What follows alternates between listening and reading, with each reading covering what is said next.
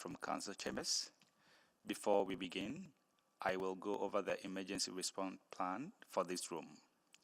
In an emergency, everyone must evacuate through the nearest safe exit. Those seated in the gallery take direction from council to evacuate, from security to evacuate. Council takes direction from the meeting clerk to evacuate. After evacuating the room, please proceed to a stairwell. Take the stairs to ground level and evacuate the building through the doors marked emergency exit and go to a master point. Do not take an elevator or walk through the city room. Anyone with limited mobility should identify themselves to security or the meeting clerk during an evacuation. Finally, please speak with security or the meeting clerk if you require first aid. Thank you.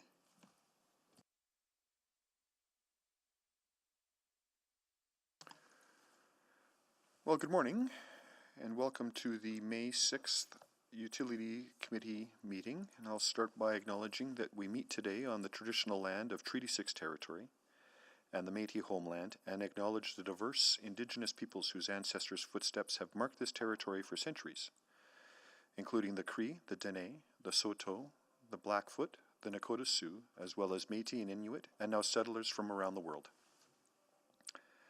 I will start with a roll call of committee members. First of all, Councillor Paquette. Good morning. Good morning. Councillor Jans. Good morning. Good morning. Councillor Salvador. Good morning. Good morning. Councillor Stevenson. Good morning. Good morning. Councillor Tang. Good morning. Good morning. And we are joined by Councillor Rice as well today. Good morning. Good morning. Seeing if there's anybody else with us. I think that's all for the moment. Adoption of the agenda. I would take a motion to adopt the agenda.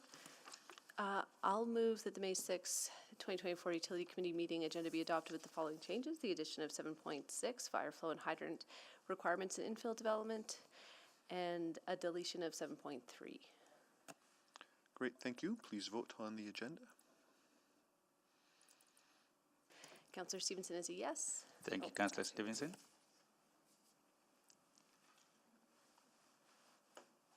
I'm a yes as well. Thank you, Councillor Jans. We are just waiting for one more vote. Is the vote coming through? I don't have it, but I am a yes. Thank you, Councillor Paquette. We have all the vote. Please display the vote. That is carried. Approval of the minutes. I'll move that the March 4th, 2024 Utility Committee meeting minutes be approved. Thank you. Please vote on approval of the minutes of the last meeting.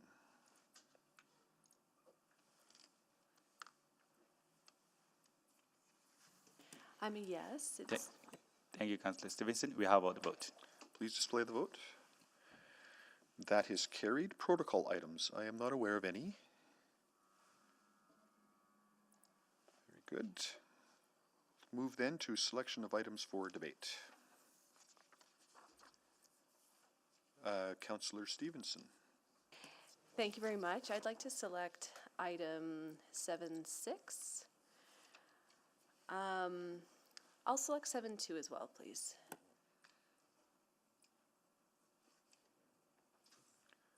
Thank you. I'll select 7.4.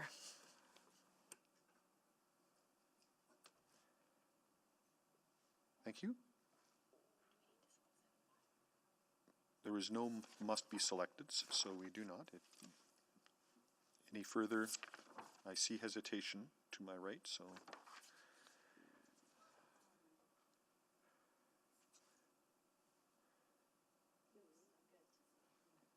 Very good. So we have items 7.2, 7.4, and 7.6. Take a motion to approve all other items. So moved. Thank you, Councillor Salvador. Please vote.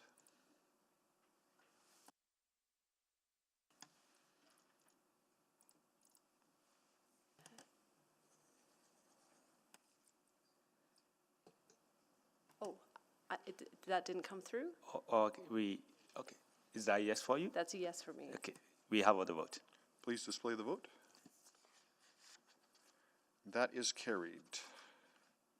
Mr. Clerk, would you like to summarize what we've approved so far today? Thank you, Chair Cutmell. This morning, Utility Committee approved the following report without debate.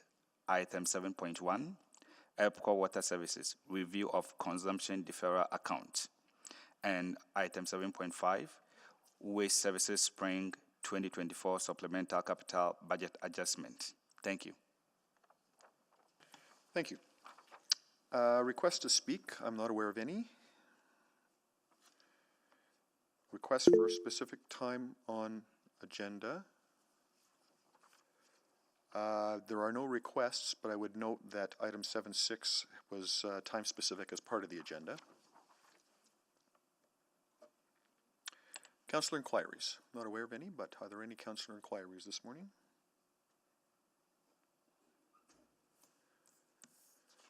No? Then that takes us to item 7.2, EPCOR Water Services Review of Performance Measures. So we'll invite our delegation from EPCOR down.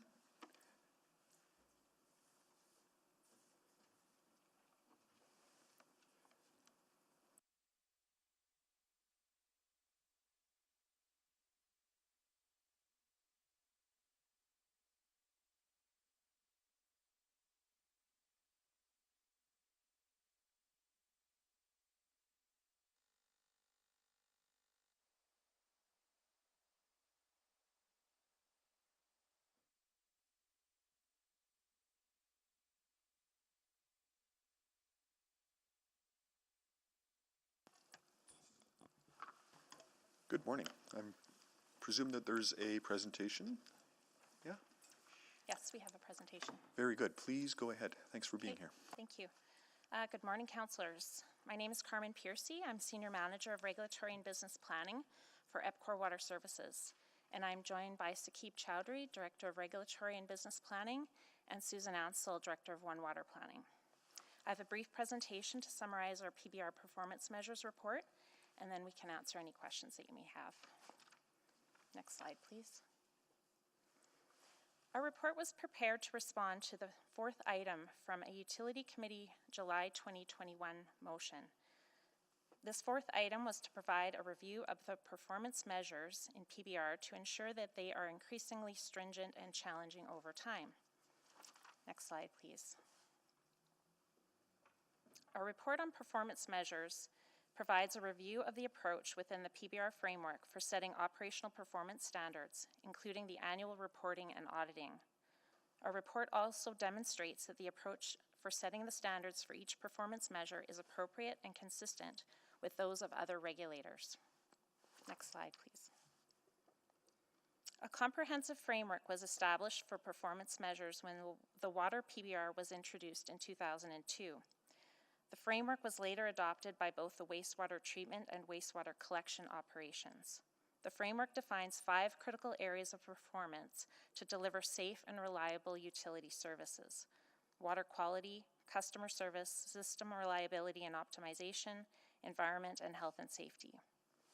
Each category is also defined as an index, which represents the aggregate performance of the multiple measures within the category. Each index is weighted based on stakeholder priorities. Every year, the results for each performance measure is assessed against the standard. If a standard is not achieved, financial penalties are applied to a maximum of $2.4 million per year in total for the 3 utilities. Penalties are returned to ratepayers in the form of a rate reduction. Next slide, please. The performance measure results are audited and reported annually to City Administration and Utility Committee. The audited results are provided to City Administration in our annual rate adjustment filing, and the detailed explanations of results are provided to Utility Committee in our annual PBR performance report. There is an opportunity for Utility Committee and Council to review and approve performance measures at the time of each PBR renewal.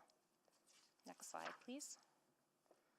In each PBR application, EPCOR may propose updates to the standards and index weightings, and may propose replacement of some performance measures with new measures. The updates reflect changes that EPCOR considers are most appropriate for meeting the expectations of its customers and regulator. For the upcoming 2025 to 2027 wastewater treatment and collection PBR, EPCOR will be proposing some new measures and updated standards. Next slide. Performance measures are established every PBR term to ensure that a standard or optimal level of performance is maintained. The standards are not aspirational targets. Under all PBR frameworks, utilities are encouraged to improve efficiency and reduce their costs in order to earn higher returns. Because of these cost-saving incentives, performance standards and penalties are crucial to prevent a decline in service quality. EPCOR's PBR framework does not provide any financial rewards for exceeding standards because this may lead to unnecessary increases in cost to ratepayers. This approach ensures there is a balance between maintaining service quality and maintaining reasonable rates. Next slide, please. EPCOR standards generally do reflect increasing levels of performance from one PBR term to the next, because most are based on a historical 10-year rolling average of the actual performance or some other historical time period if the 10-year results are not available. For these measures, as performance improves over time, EPCOR standards do become increasingly stringent without imposing unreasonable costs onto ratepayers. It also may be entirely appropriate to set standards to maintain current service levels because there are times when increasingly stringent performance standards may not be warranted from a customer service or cost-benefit perspective. Next slide, please. For example, EPCOR's potable water quality far exceeds all public health guidelines and EPCOR's own more stringent internal guidelines. The current PBR standard is 99.7% of all water quality tests do not yield suspect results. Although this is a vitally important metric, increasing the performance requirement beyond the current standard would be extremely costly and provide no material benefit to customers. Next slide, please. There are other cases where the circumstances already make achieving current standards more difficult over time, even without adjusting the standard. Take, for example, the customer response time metric. The customer response times are increasingly challenging due to the growth in the city and increasing traffic congestion. If the PBR standards were increased to require progressively faster response times, EPCOR would need to increase both the number of crews and equipment in order to achieve the improvement. The added costs may not be warranted based on customer expectations, but they would be reflected in higher customer rates. Next slide, please. Thank you for your time. We're open to answer any of your questions.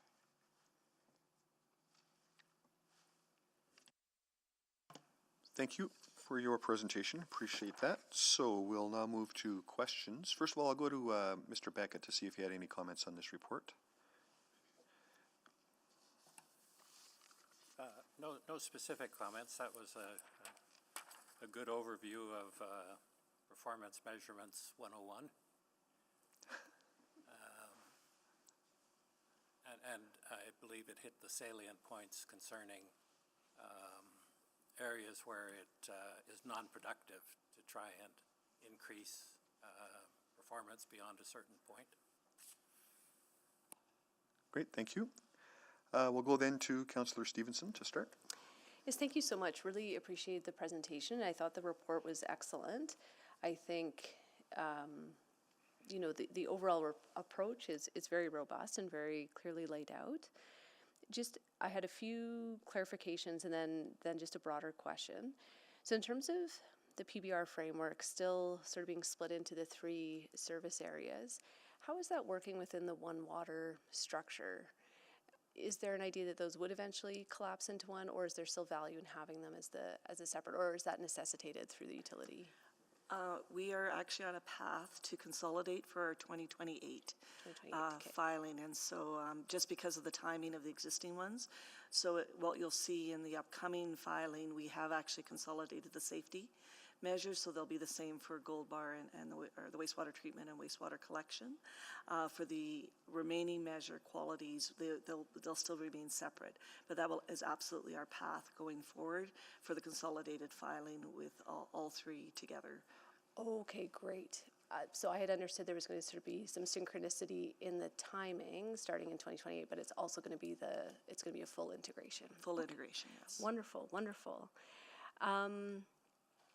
And then I guess my only other question, and this is why I was hesitating if I needed to select it now. I really appreciate, again, there's the overall strategy. What I'm hearing is there's an opportunity to sort of tune the dials, scale up certain things, maybe add some new measures. You'll be seeking input from stakeholders for their values and priorities. Are you looking for that type of feedback from Utility Committee today? Or would you like some preliminary feedback, or is that sort of further conversations that we'll be having?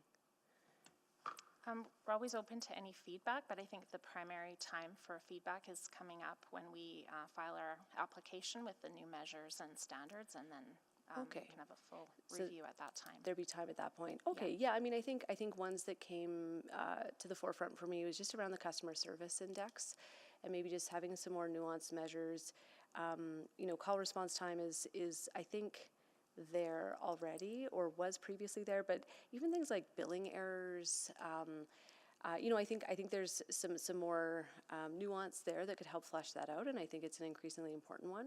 Mm-hmm. I was also just wondering, and this is my ignorance with PBR, but wondering if that's a place to capture things like affordability or rate stability, or things like climate mitigation or carbon reduction. I know those are goals that EPCOR has. I don't know if they fit well within PBR. Again, I think that work is already happening, and it's excellent work, and just not sure how, again, do we capture that in PBR, or does that exist outside of that framework? I'll take the climate items are absolutely in the environmental measures, and over the history of the PBR, we've done different focuses over time. So a few years ago, we had energy efficiency in the water one. In the wastewater collection one right now, we have our green hectares. We will be proposing an additional one coming forward. And so the climate adaptation stuff is in the environmental metric. The other two are more financial basis, so I might toss that to Carmen and Saqib to answer on. Part of it is about our rate design approaches. Yeah. Yeah, in terms of affordability and rate stability, I think, as you say, we don't really have any metrics on that, but it's something we do look at internally, and so we could take that back and for consideration. Perfect. Yeah, and that's where I don't know if PBR is the right mechanism, or if that's like at a higher level of what we were trying to do with the entire rate filing, right? So happy for some further thought, and then whatever comes back is great. But those are just some that came to mind for me as I read through the report. But again, really excellent. Really appreciated the overview. Councillor Stevenson, if I could just add to that. So one of the things we want to ensure with the PBR metrics framework is that we're establishing minimum service levels, and we don't want to build in metrics that are necessarily aspirational. I think we want to build in metrics that tie into our objectives, providing safe, reliable, affordable service to customers. However, I think one of the things we can discuss is there other reporting mechanisms that might be useful to utility committees. So I think striking the balance of what's included in the PBR metrics framework versus what other reporting is I guess required to inform utility committee of our success on certain projects or objectives. I think that's something we can take away and give some thought to. Excellent. Really appreciate it. Thank you. Thank you. Councillor Jans? Thank you for the presentation. I wanted to ask about the upstream water quality monitoring program. So just to understand, that program is still part of the PBR this year, yes? Partially, in the sense that the bulk of the watershed program is actually funded in the water PBR, which is not coming in this rate filing. There is a dimension of it related to creeks monitoring that is covered in the wastewater collection PBR, but the bulk of the upstream river monitoring is in the water PBR, which is a different date. Okay. So would the appropriate time to ask questions about that be then or now? I think if you've got some advanced questions of things you want us to look at, we do have our annual progress reporting that comes in to Utility Committee, and we could include an update with more detail responding to questions as part of that report. Yeah, I mean, as the Mill Creek counselor, I mean, I regularly get questions about how we track not just Mill Creek, but how we evaluate impact on the rivers and the creeks and ensuring health is improving over time. So I was just thinking about it, how we're going to ensure, with a balancing that our growth isn't negatively impacting the health of our creeks. Okay. Yeah, absolutely. Those are considerations as we put together our respective PBR filings and in our conversations with our environmental regulators as well at the federal and provincial level. Okay, so are we anticipating a heightened or a loosened regulation at the provincial or federal level going forward? At least the similar. We are not expecting reduced, and we're in conversations right now as part of our approval to operate renewal with our provincial regulator. Okay. I wanted to ask about, I can't remember the name of the jurisdiction, but another municipality actually requires you to keep 15 millimeters of precipitation on your lot. I know we've been, doing a lot with zoning bylaw, and there's lots of questions about runoff, and just wondering how either LID or other regulatory changes or actions by the city may be impacting this piece here. So currently within the standards, that requirement is already in place for large-scale multifamily and commercial properties to have that same retention.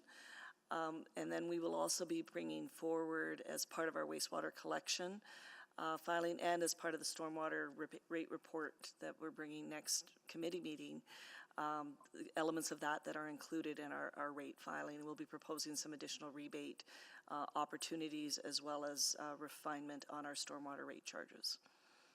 I thought our requirement was lower than other jurisdictions. Is that not the case?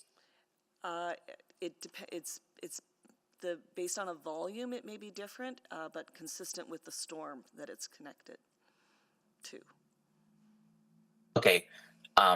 So as we're going through sort of tweaks to zoning and everything else, and district planning, wouldn't it be more advantageous to see an enhanced water retention on the individual lots or the individual neighborhoods than worrying about continuing to put extra pressure on our creeks and our stormwater system? Yes, and that is part of our stormwater integrated resource plan strategy, and so we do have capital programs that support that, as well as we have elements within our rates bylaw that encourage that behavior, and then we'll be introducing some additional rebates to help customers along that way as well. And obviously it's teamwork between the regulator and then the city here, but is there a piece here that you'd like to see heightened or enhanced action on the part of the city? Like, should we be, as we're looking at amendments in district planning and zoning and everything else, is this somewhere where we should be having heightened landscaping requirements? Not at the short term, but definitely we've been working with the City of Edmonton through the zoning bylaw, and so there are a number of elements that were already added, which we've incorporated in. We do have a number of pilot programs underway in the city where we're looking at different ways to design subdivisions to accommodate that. We will be bringing the stormwater rate to Utility Committee in the next Utility Committee meeting. I will make sure we include some dimensions of this in that report. Thank you. Thank you. Councillor Tang? Great. I'll first put the motion that this report be received for information. Great, thank you. And then just a couple more clarifying for myself. And so you mentioned the annual reporting is coming next committee meeting? The annual progress report? The progress report will come in, I believe it is the September Utility Committee meeting. Okay. And for all the performance metrics, is that when they're kind of annually reported? Okay. And they're measured on an annual basis? Okay. Yeah, that report will have the annual results for the 2023 calendar year. And then will that report also include what some of those new metrics will be and what metrics are amended? The new metrics for the 2025-2027 wastewater treatment and collection PBR will be presented in the PBR filing. application that we're about to file at the end of the month. Okay, thank you. And I was wondering,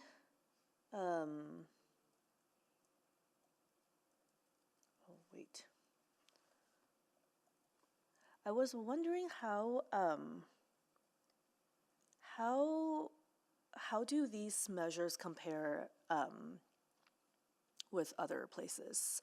Are we learning from, what other places are doing well that we can adopt and yeah. So we have spent time reviewing what other utilities measure in terms of metrics, and we've done a fairly extensive review of different wastewater associations in North America. And we found that we are providing quite similar in terms of the overall scope of metrics.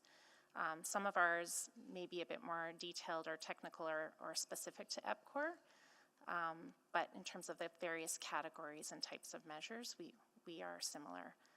We didn't find that it was easy to do benchmarking though because of the differences in the operations and the uniqueness. It's hard to really compare one utility to another. So there's no benchmarking across the industry? These aren't benchmarked. They're mostly based on our own historical results. No, but you just said that it's difficult to do the benchmarking because every operation is so different. Yeah. Okay, I guess that surprised me a little bit. I'll maybe clarify. There are benchmarking groups, but in terms of the suite of measures and how they're pulled together, you can say, okay, for main breaks, here's where everybody is across the way. But in terms of response time, that's a very unique measure for Edmonton that we put in place. So it's more from that perspective, saying there's a suite of measures that all utilities across Canada follow. That's very difficult to compile. Okay.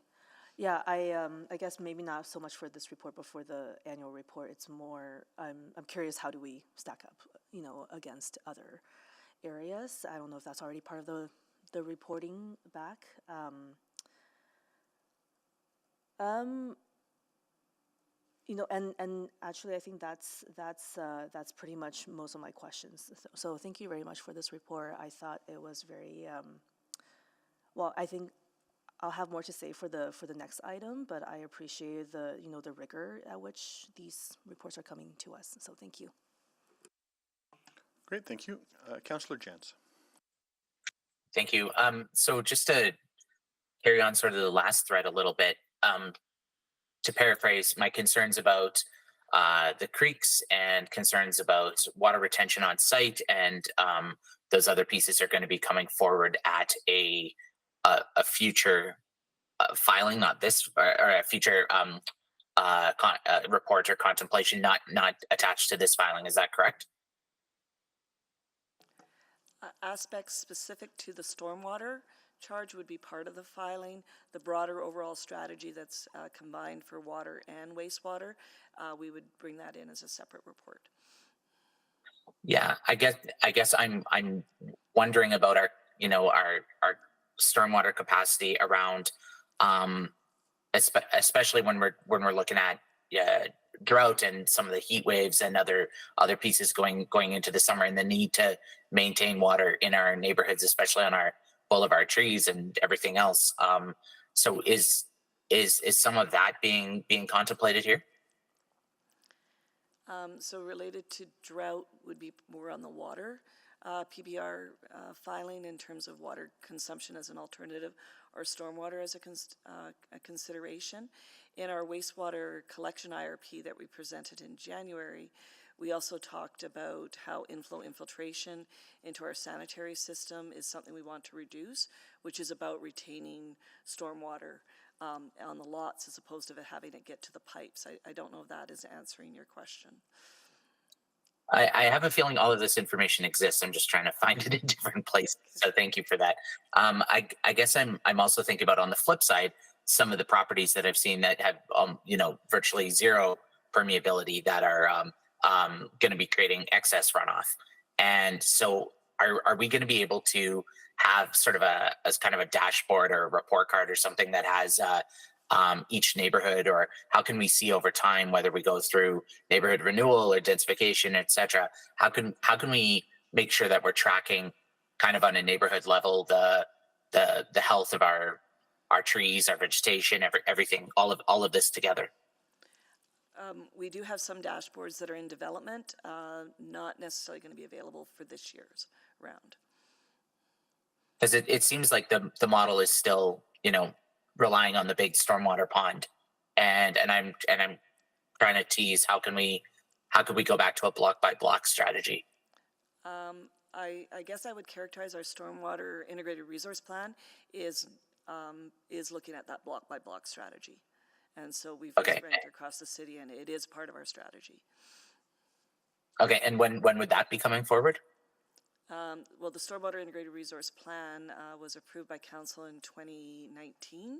Oh, so it's underway. And the elements of it are included in our rate filing, the projects that we've got going on that support that strategy. Yeah. It's so overall, would you say there's, we're doing LID, we're open to it, we're looking at it in different opportunities. It's one of the many strategies we're undertaking here. Is that a fair summation? That is correct. It is the largest. Basically, we've got about $1 billion identified in the stormwater strategy over the next 30 years. 50% of it is LID focused, and 50% of it is stormwater pond focused. Okay. Yeah. I mean, this is a heightened area of interest from my constituents, and naturally, I think the creeks are one of the natural hook-ins. But if there's communications or succinct opportunities on the website or elsewhere to point to this work, that would be much appreciated, and I can try and help educate and inform myself and others as to your work. So thank you. Thank you.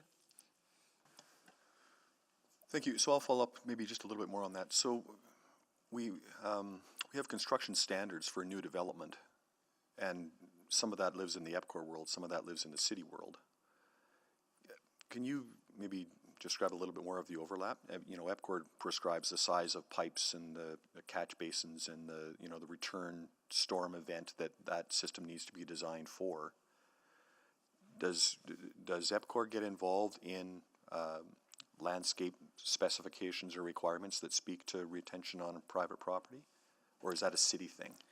It's blended between the two. There is a dimension in the volume 4, which is the EPCOR portion of the standard, which covers what is the storm design, what are the different elements. Over the last few years, we've been adding into those design standards opportunities for green infrastructure, LID components. As that, we've looked at things related to, are we using appropriate stormwater pond design with that? There is also the city's drainage bylaw that covers the lot grading specific aspect and vegetation aspect. So we work jointly together on that. What we do have underway right now is 5 pilot areas in the city of Edmonton where we're looking, do we design a neighborhood completely with green elements and traditional? And one in particular is an interesting sort of cross cul-de-sac where one side is going to be built using one measure and one side will be built using the other. We'll monitor both to see how the difference is between that. It has a ripple effect in terms of the size of the storm ponds that are required. The other aspect we've added in is dry ponds are now allowed in greenfield development. They were previously not allowed. And so that it gives us a few more form factors as well to use in greenfield development. How much of that is prescriptive? What we have and heard from the various developers, both from an infill and greenfield perspective, is they wanted the option of both. So they wanted a prescriptive path, which maybe go faster through the process, but also the opportunity to have a more consultative process back and forth. And so that is in the new standards that rolled out in January. that if a developer wants to do a more consultative approach to optimize it, we will work with them through that process to optimize their design based on the specifics of what they're planning. So that's new construction, predominantly. Predominantly new construction, yes, and infill. Yeah, and infill, which is, well, that's new construction as well. Yeah. What do we do with existing? So for existing, those are typically programs that EPCOR is leading through our SERP strategy. And so the entire city, we divided the city into 1,400 sub-basins. Each of those were risk ranked from a flood mitigation perspective. And so we are systematically working our way through those neighborhoods, promoting a mix of flood proofing, green infrastructure, and dry ponds primarily. But that's not on private property, like the green infrastructure. We can encourage it, but we can't prescribe. We can't prescribe it, but we do encourage it, and we do offer some opportunities for a bit of EPCOR investment on the private property if you allow the stormwater from the surrounding neighbors to be captured in it. In our upcoming rate filing, we're going to be proposing some additional programs for your consideration to further encourage that direction. So this just came up for me. This is very anecdotal. It just came up for me in the last week. An existing neighborhood. My understanding is the drainage system is designed for a 1 in 5 year storm, after which we get a bit of ponding on the street and along the curbs. And that is typical. So your pipes are typically designed for 1 in 5 or 1 in 10 year storm, depending on your neighborhood. Yeah. The expectation is that you do have ponding on the street on the more major storms. It's just where is that ponding safely occurring? Right. But that return period is a backward-looking statistical analysis. That 1 in 5 could become a 1 in 3 in the next go-around of. Yes, and so our IDF curves, which derive that, are updated on an every 5 year cycle as we get more knowledge in there. And then as part of the SERP strategy, we looked all the way up to a 1 in 200 year storm, and so and said in terms of our prioritization, what are areas that if there was going to be ponding, which are the ones that are going to be most critically impacted, and they're prioritized for direction on these different initiatives. But there's nothing retroactive we can do with an existing system that was designed for one set of flows that was statistically a 1 in 5 return period, but now is a 1 in 3 or 1 in 2 or 1 in 4. It's about managing the peak flows. Right. And that's what the green infrastructure comes into play. Right. So is there some education pieces that we might need to do around that? Because I think I have a constituent that had a 1 in 5 system, which has become a 1 in 3 system just because of the intensities of the storms. Send us the details and we'll look into it specifically. I'm not worried about that one particularly. It's just, is there something more that we need to do to start informing people that you might see more ponds on your streets? Yeah, and so one of the things we worked at with the city is looking at, is there a way to share the topographical sags across the city? Because that's fundamentally what it is. And it's quite interesting to look at, the geographic difference in a topographical sag area between a 1 in 3 and a 1 in 200 is maybe 3 houses. It's just the depth that changes. And so it's a very concentrated group of locations where really flood proofing of that property is the most impactful thing you can do. And EPCOR does have those programs to support flood proofing. Okay, so that one I'll take offline and come back to you. Thank you. Councillor Rice. Thank you very much. I would like to follow up that line of the question a little bit more, and then I would like to see the reports is great, and then also I heard some positive progress and in terms of drainage services and wastewater and storm management from my word.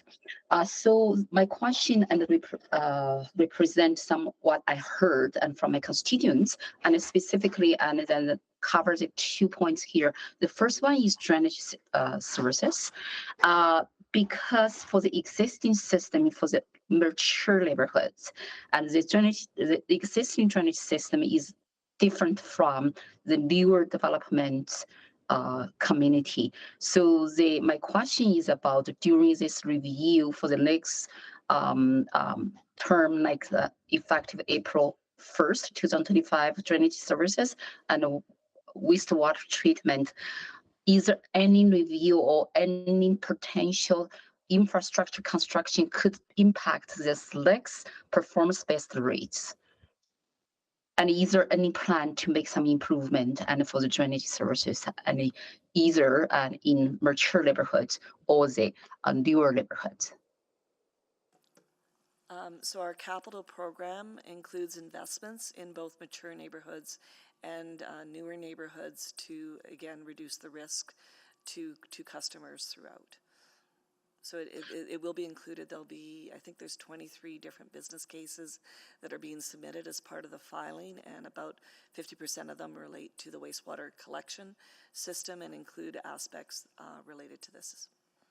So is there any like the specific infrastructure construction project and have planned and the public and the neighborhoods and residents could check on APCO website to say, okay, so we know our drainage has a problem and we can get updated or we can get some like improvement and in a certain time that, so those type of work and under this review will be reflected for the next performance best rates as well. I think the level of detail that you're asking for would not be typical in our rates filing, but if there's a specific aspect that you're interested in, we can provide that. We will include, for example, here where the new dry ponds are planned in the next 3-year period. But there is a broader dimension across the city that we continue to work on, but our rate filing is only for a 3-year period, so we'll have a very specific lens on the short term. Okay, so I may follow up offline for that piece to get more information. So next one is specific in the south of Handy. There are 6 storm ponds, and then linked together as a drainage system. But specific last year and with a big heavy rain and in one neighborhood heavily impacted. So I just wondering, is there any specific plan or any specific work is done for that 6 storm ponds linked together and to avoid the same situation happened to that neighborhood, is specifically located in the Collingham? I'd have to get the details on the specific location you're looking at, but as part of our stormwater integrated plan, we did get federal DMAF funding to convert all of our wet ponds into smart ponds, and so we are in the process right now of selecting the technology that will allow us to basically run the ponds and control when they're filling and discharging in conjunction with rainstorms. That is a 10-year initiative to roll out, and so in terms of these specific ponds, I don't believe they're in the next 3 years, but they will be in the 10-year plan. Okay, so that's all my questions. Thank you very much. And if I may get somebody follow up with my office for certain information, so that'll be appreciated. Thank you. Great, thank you. I think that's the end of our questions. So, we have a motion on the floor. Anybody that cares to speak to the motion?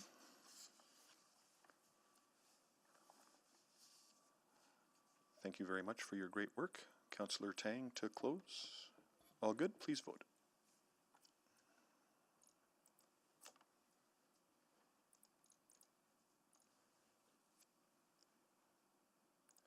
We have all the vote. Please display the vote. That is carried. Thank you very much again. This takes us then to item 7.4, EPCOR Water Services PBR timeline and guiding principles. So same illustrious group of individuals, yeah? Thank you, Councillor Very good, Carmel. thank you. Good morning. My name is Sakib Chaudhary. I'm the Director of Regulatory and Business Planning for EPCOR Water Services. Mr. Chaudhary, I'm sorry to interrupt you. Can you just pull that microphone just a little bit closer to you? Yeah, there you go. Thank you. There we go. Is that better? Perfect. So I'll just start from the top. Good morning. My name is Sakib Chaudhary. I'm the Director of Regulatory and Business Planning for EPCOR Water Services. And I have a brief presentation this morning to talk about the guiding objectives as well as the timeline for our upcoming PBR submission. Next slide, please. So the reason we've got this item in front of Utility Committee here is, as all would be aware, our Drainage Services and Wastewater bylaw is expiring at the end of March 2025. And so for the purposes of renewing the rates and the terms and conditions, we need to submit a PBR application, which will be filed at the end of this month. So part of that application, as I mentioned, we will be proposing updated rates for both of the utilities as well as the associated terms and conditions. And the reason for bringing this report in front of Utility Committee is to ensure that there's some clarity around the process as well as the outcomes of the upcoming application. This approach is consistent with what was done for the last PBR application, where City Council approved the schedule and guiding objectives at the February 22nd, 2021 Council meeting. Next slide, please.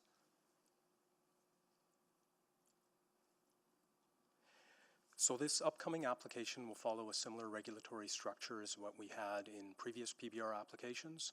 So this is the second wastewater collection as well as the fourth wastewater PBR application. It'll retain the same framework as we've had in previous applications, so i.e. a PBR framework with a risk and return component. Our rates are proposed to increase at an inflation factor less than efficiency adjustment, as well as any special rate adjustments that may be required. Another key component of our application will be the inclusion of criteria for non-routine adjustments for any items that are outside of EPCOR Water Services control, as well as Carmen had discussed this earlier in her presentation, the performance metrics framework, as well as reflective of any standards of performance and associated penalties that may apply.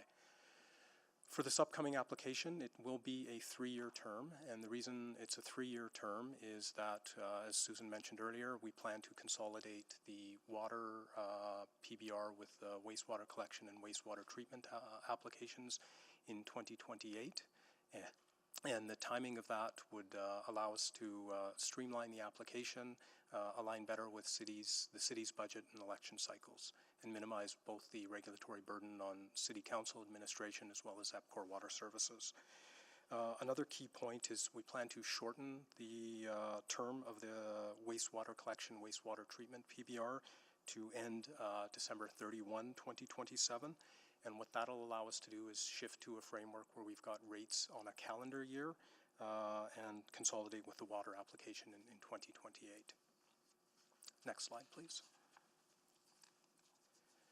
This next slide here just summarizes the application format, and again, it's going to follow a format that's similar to what Utility Committee has seen in the past.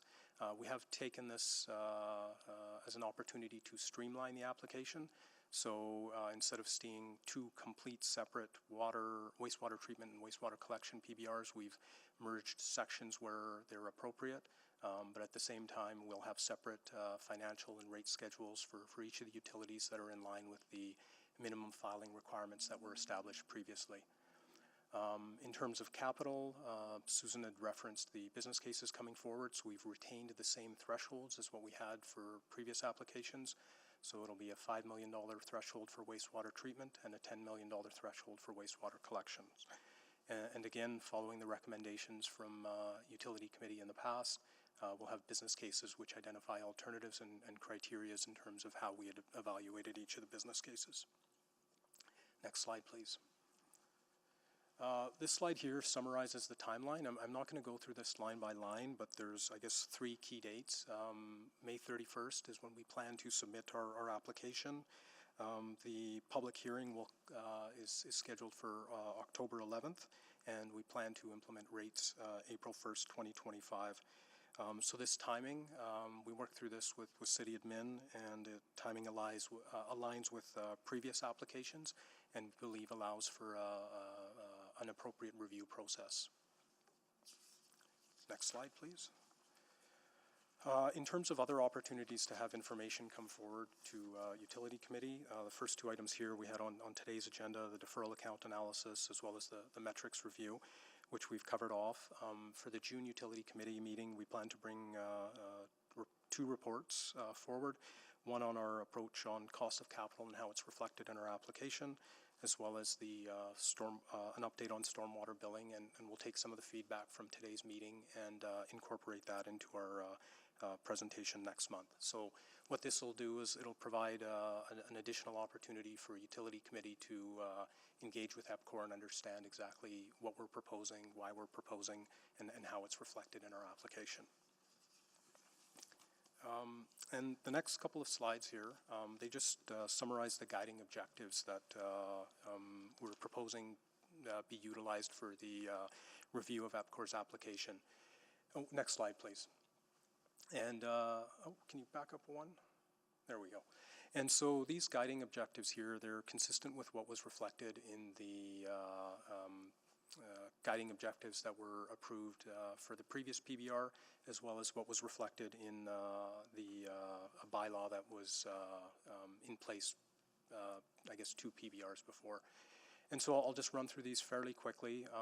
These are concepts that you would find in place in any regulatory or any jurisdiction for evaluating regulatory application.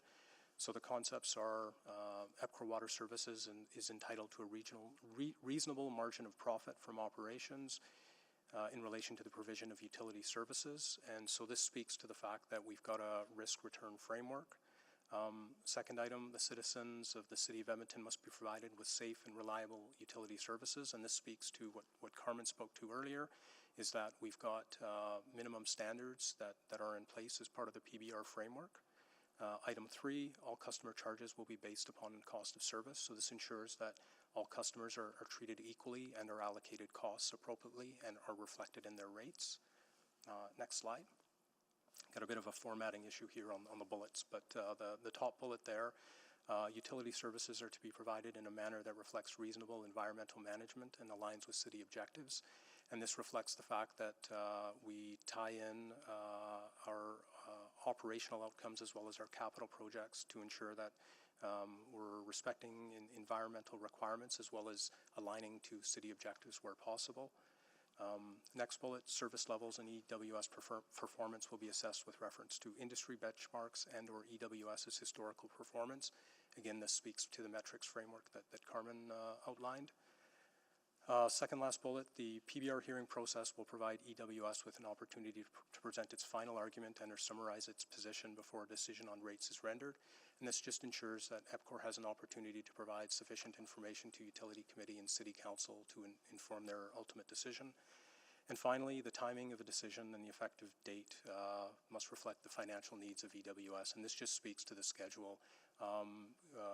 We'd like to complete the process before the end of the calendar year, so that provides sufficient time to complete the compliance filing and reflect rates that can be in place for April 1, 2025.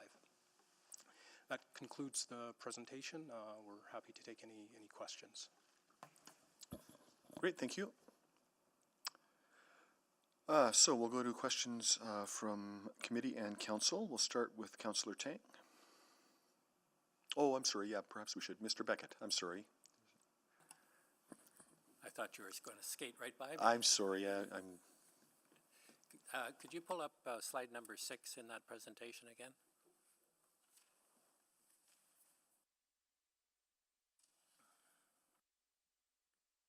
That's the one, yeah. Under cost of capital, recognizing that this has been a significant issue at every one of EPCOR's PBRs, I would suggest an enhancement to that particular topic. The AUC routinely adjusts equity thickness to compensate for different levels of risk. EPCOR is proposing to adjust equity return to adjust for different levels of risk. It would be very helpful if the discussion on this particular issue could include a review of why EPCOR's approach differs from the Alberta Utility Commission's approach. So the distinction was equity return versus equity thickness, did you say? That's correct. Can you maybe just explain a little bit the equity thickness?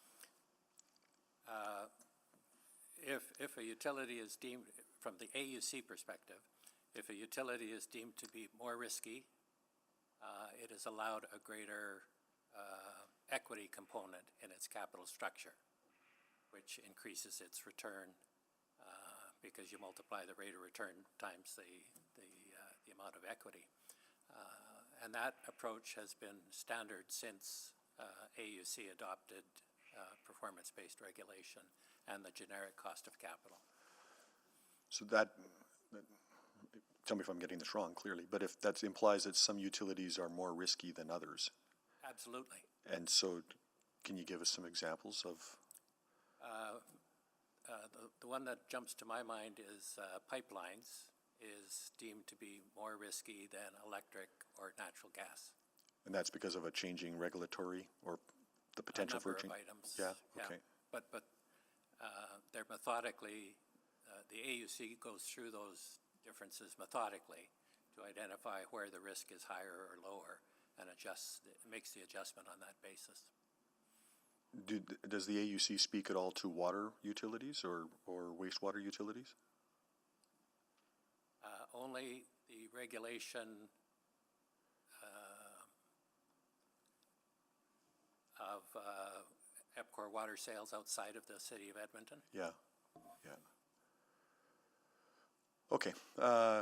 We may have more questions for you, Mr. Beckett. Thank you. I'll go to Councillor Tang next. Sure, maybe I'll start there. Not really understanding a lot of the kind of the technicality of thickness versus return.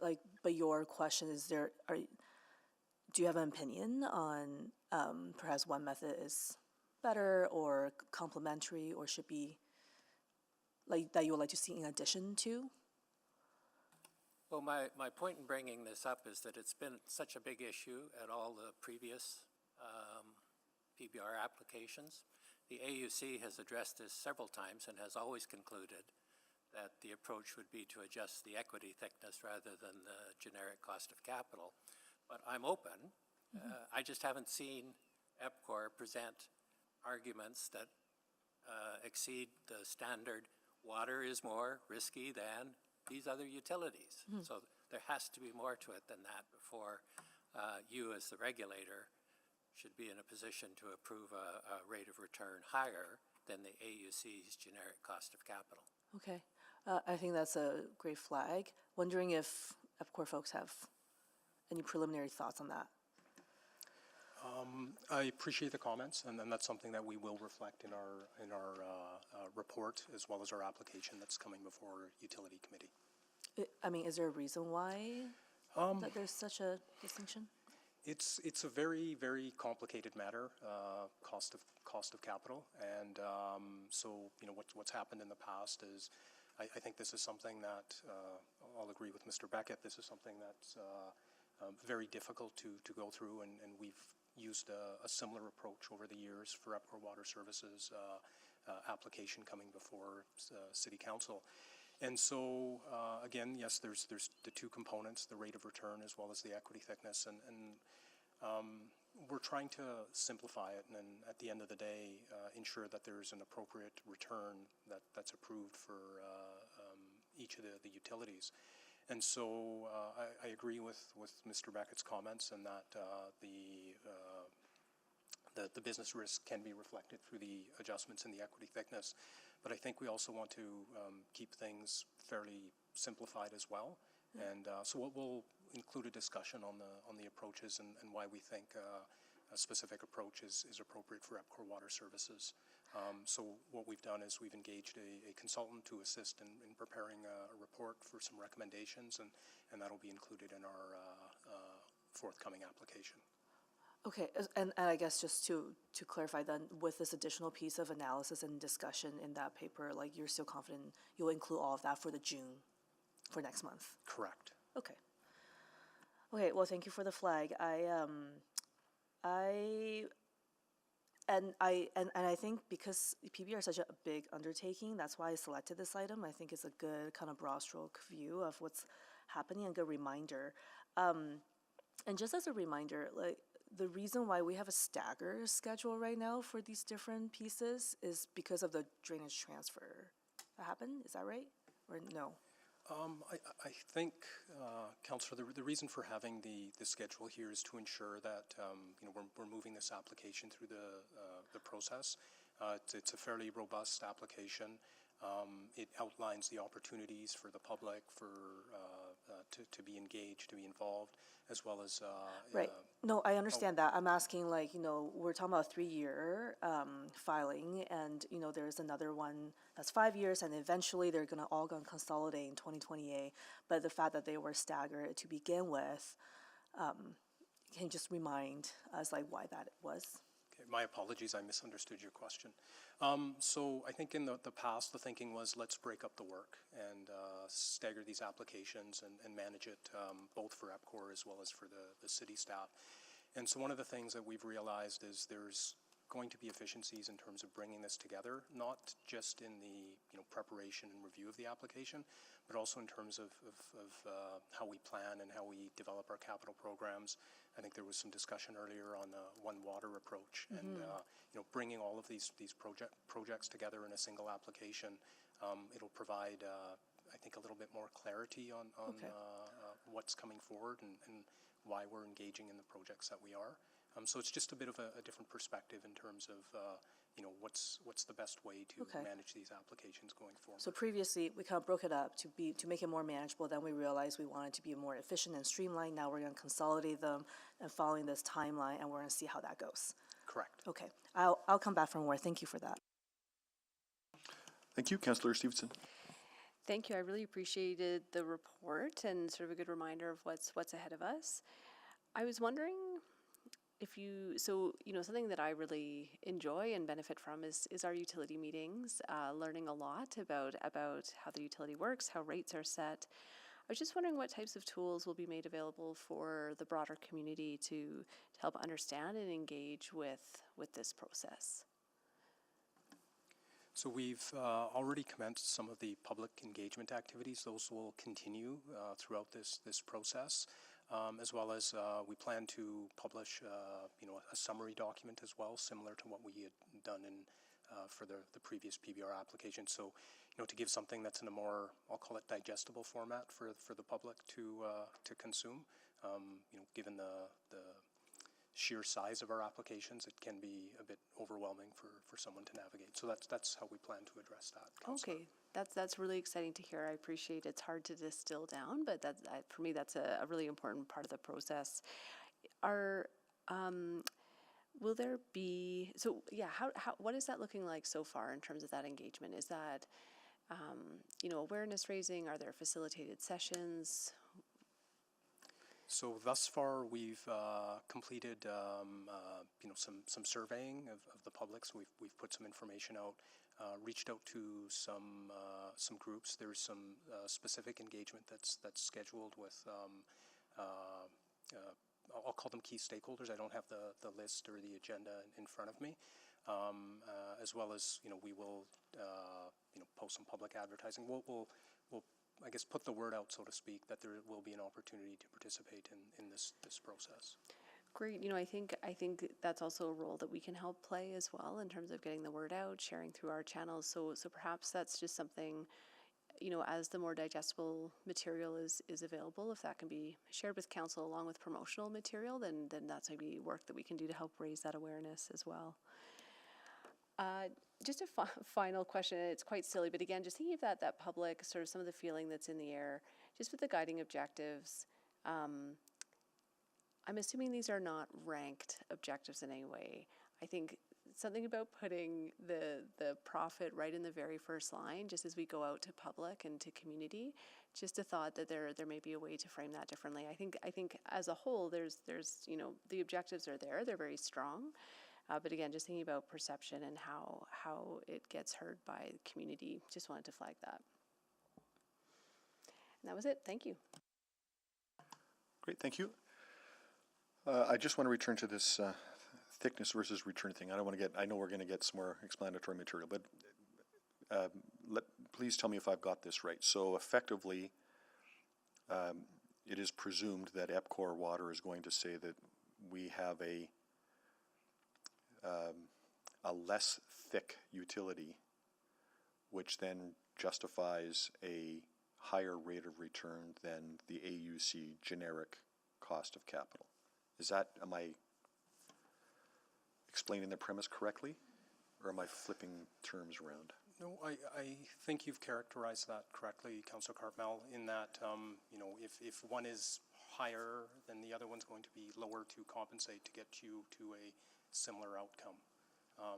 Okay, you lost me. So what would be higher and what would be? So if the equity thickness was artificially low, then the return on equity should be higher to compensate for it. So does lower thickness equal greater risk or greater perceived risk?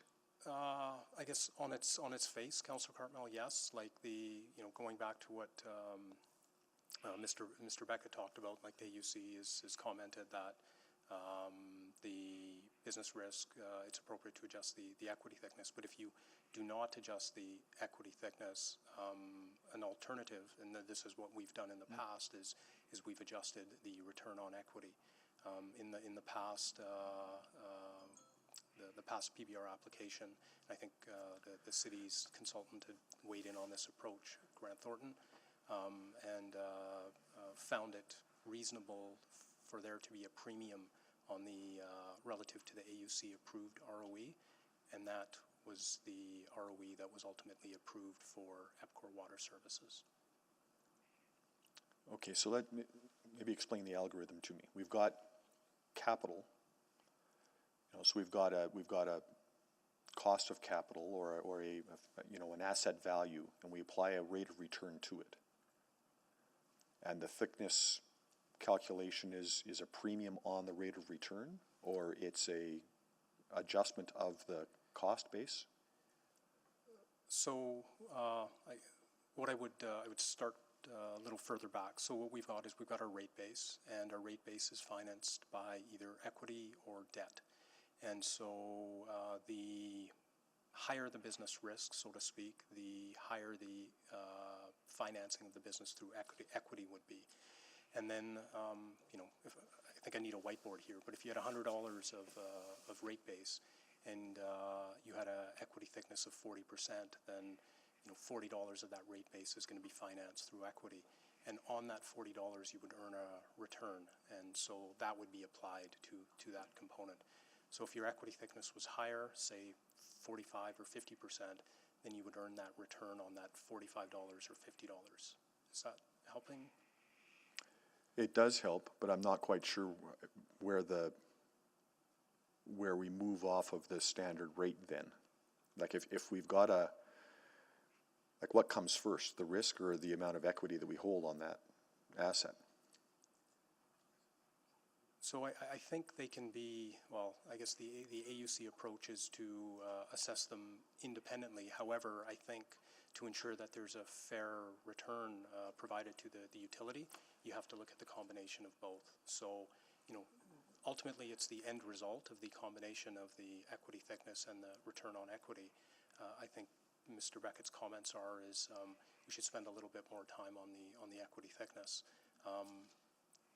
However, we can't lose sight of the fact that the end result is important, and then also the complexities in terms of assessing what the right ROE is, as well as the right equity thickness. And I would.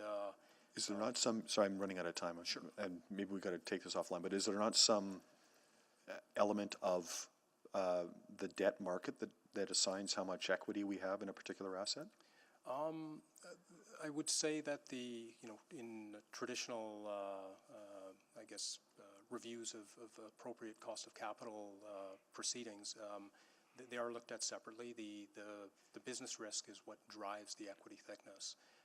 The prevailing, debt market, that'll drive the impacts on the return on equity, but there could be considerations that drive increased business risk as a result of what's happening in the debt market as well. Okay, thank you. Councillor Tang. I look forward to that analysis when it comes back to, so I can have better clarity on this whole discussion. So I want to go back to the timeline that you had talked about. So our next major point is to renew the wastewater service that's expiring next summer, and then application for the regular water service to expire in summer of 2027 is going to start fall 2026. Correct? Oh, your mic. Excuse me.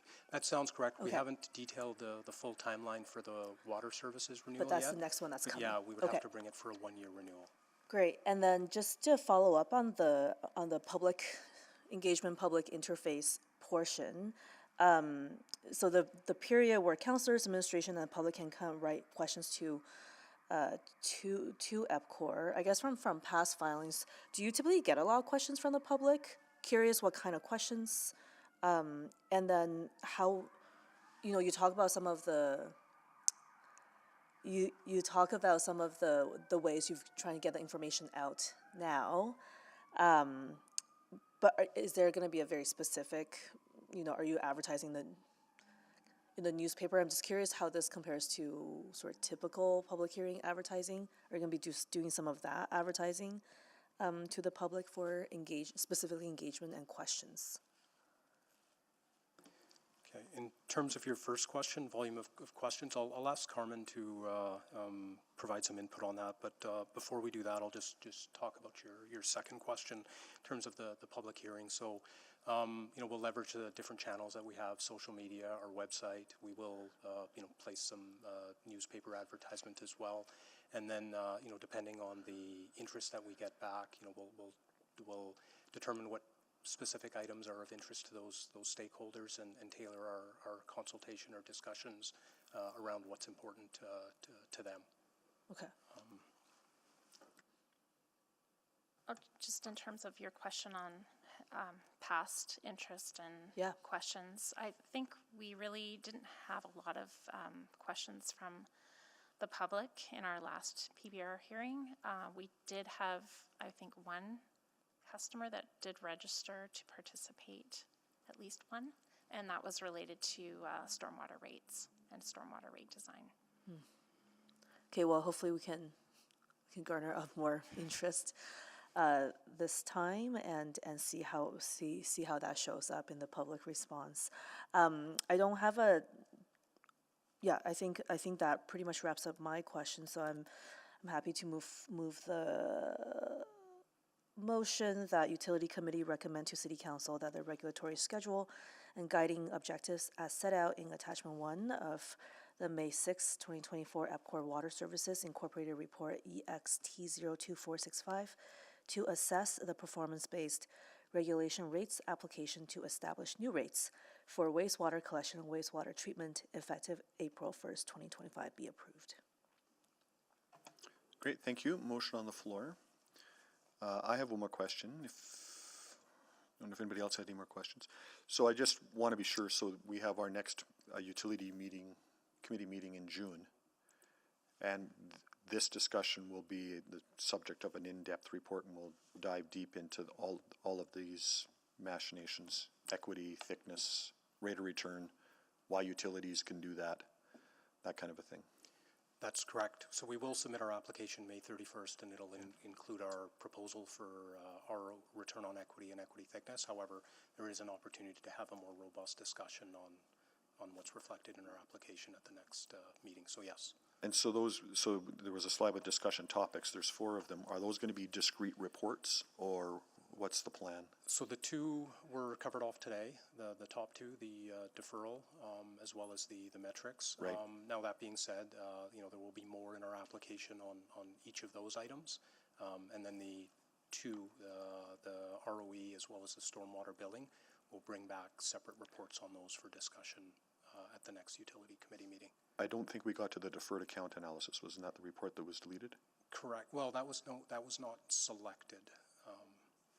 It was deleted. No, it was the stormwater report that was deleted.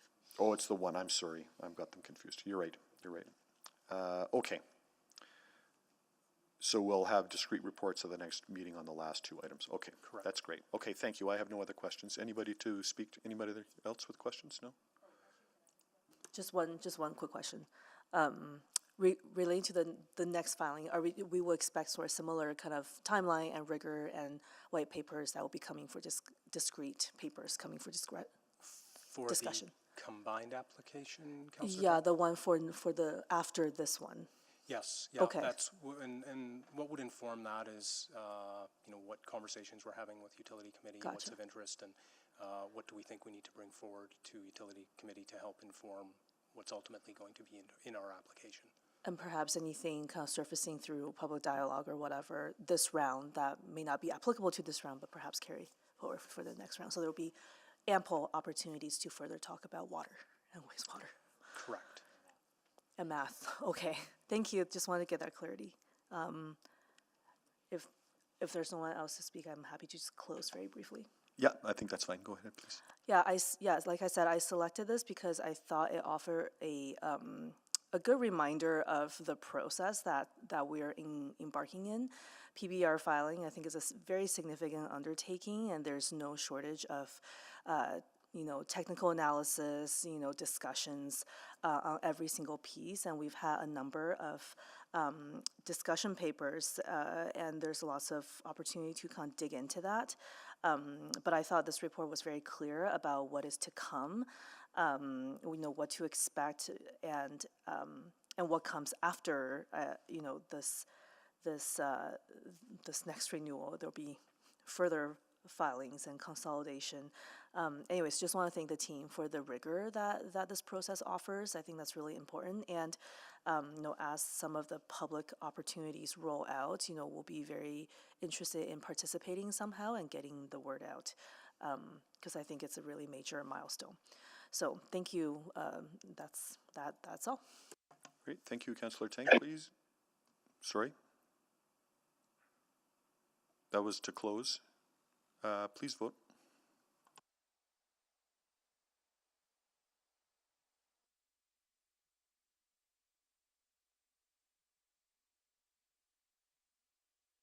In favor. Thank you, Councillor Jans. We have all the votes.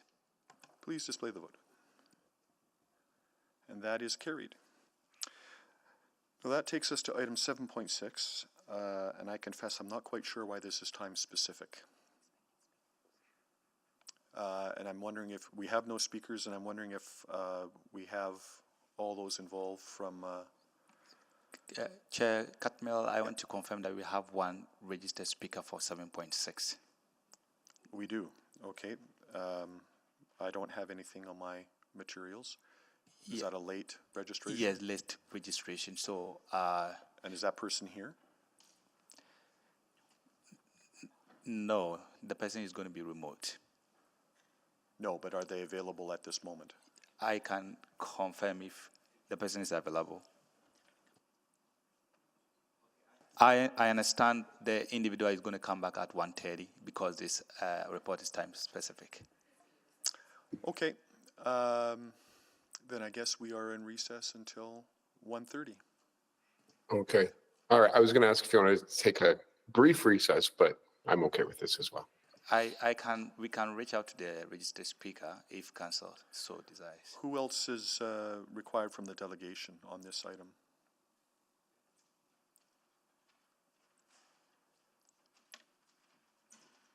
Is it our folks from EPCOR? No? This report is from Fire Service, so we will have the Deputy Chief Fire. Okay, and he's not here. Yeah. Okay, then 1:30 it is. Okay, thank you. See you at 1:30.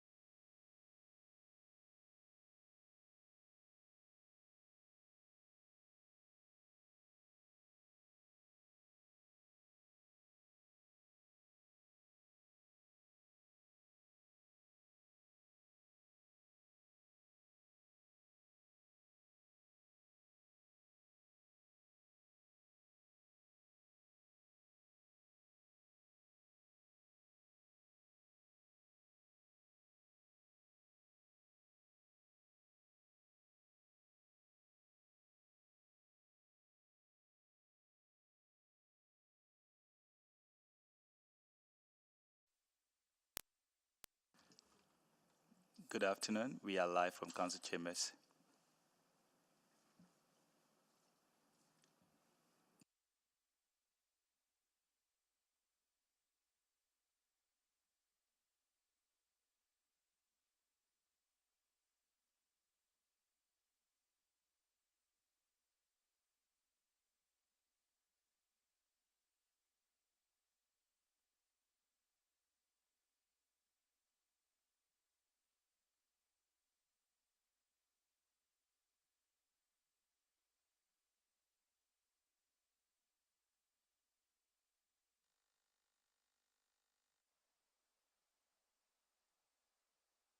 Okay, we're missing a couple, but I think we'll get started. So I'd like to call the May 6th meeting of the Utility Committee back to order.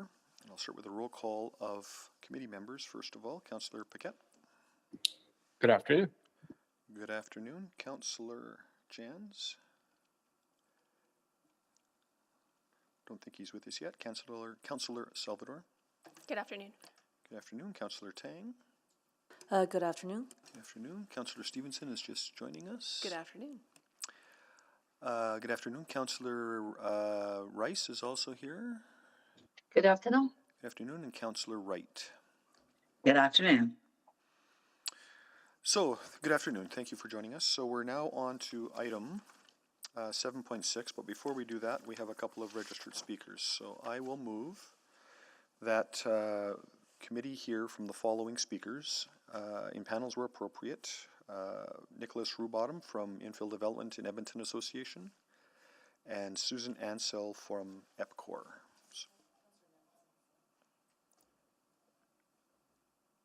So please vote on hearing from those speakers. In favor. Thank you, Councillor Jans.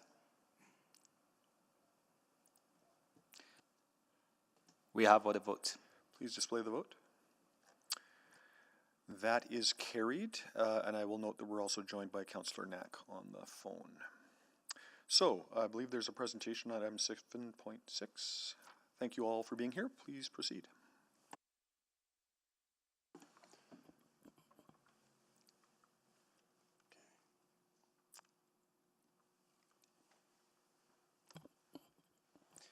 All right. Good afternoon. I'm Assistant Deputy Chief Justin Lallemont, and today I will be joined by Deputy Chief Tiffany Edgecombe, Senior Engineer Strategist Cameron Bardis, Fire Protection Engineer Kale Griswold, and online Acting Branch Manager of Development Services Travis Pollock, and Director of the Housing Action Team Crystal Kajaner. I'm excited to share that administration's work to improve the assessment of fire flow in infill developments has made some dramatic improvements benefiting owners, builders, and developers and the redevelopment goals of the city plan. Next slide, please.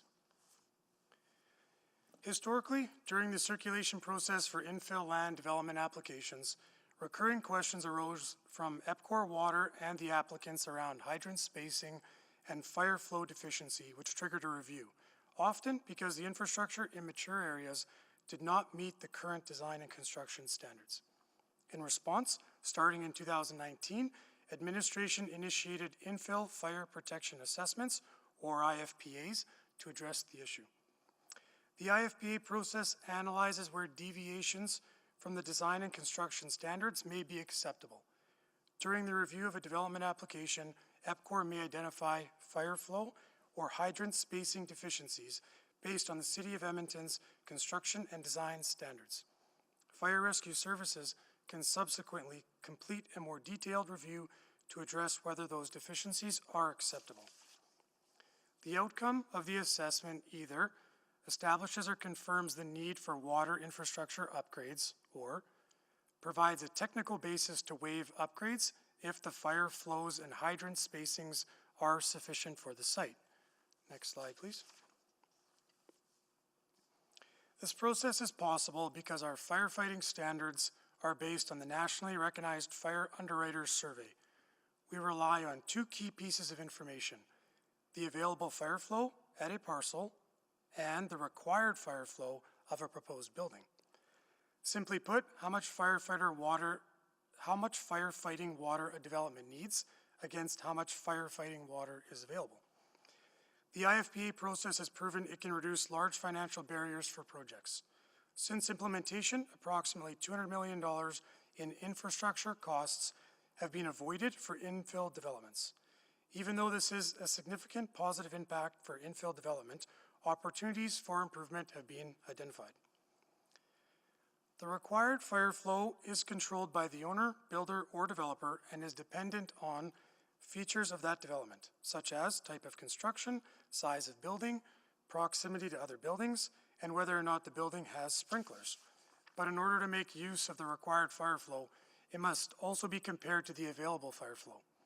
At present, only EFRS can calculate the available fire flow, which means there is uncertainty on infrastructure requirements until land development applications are made.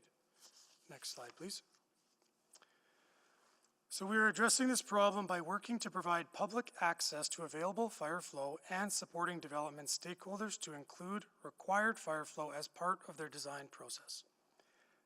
This key improvement, which is being funded by the Housing Accelerator Fund, is putting the current infill fire protection assessment in everyone's hands at any time, rather than with fire rescue services during the development application process.